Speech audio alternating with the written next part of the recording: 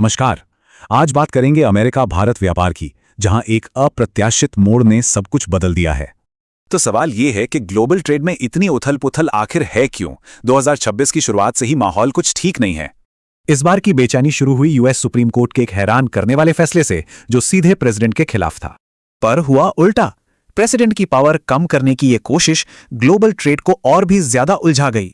Court ने कहा कि प्रेसिडेंट ने अपनी इमरजेंसी पावर मतलब IEPA का गलत इस्तेमाल किया है। और इसका असर फैसले के कुछ ही घंटों के अंदर एक नया ग्लोबल टैरिफ लगा दिया गया। ये टैरिफ तेजी से 15% तक पहुंच गया और इसने दुनिया भर के बाजारों को हिलाकर रख दिया। ये 150 दिनों के लिए है, पर आगे क्या होगा किसी को नहीं पता।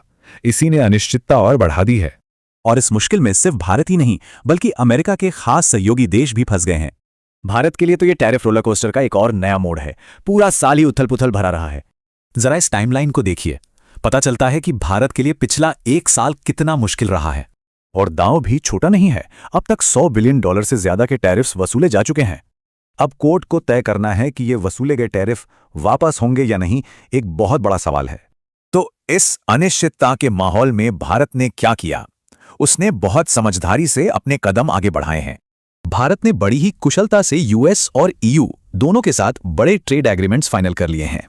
सरकार तो कह रही है कि वो हालात को समझ रही है, पर शायद एक नया मौका हाथ लग गया है। देखिए, कितनी दिलचस्प बात है। जिस फैसले ने ये मुश्किल खड़ी की, वही अब भारत का तुरुप का इक्का बन सकता है। तो क्या यही कोर्ट का फैसला भारत के लिए ट्रेड डील फाइनल करने का सबसे बड़ा दांव साबित होगा?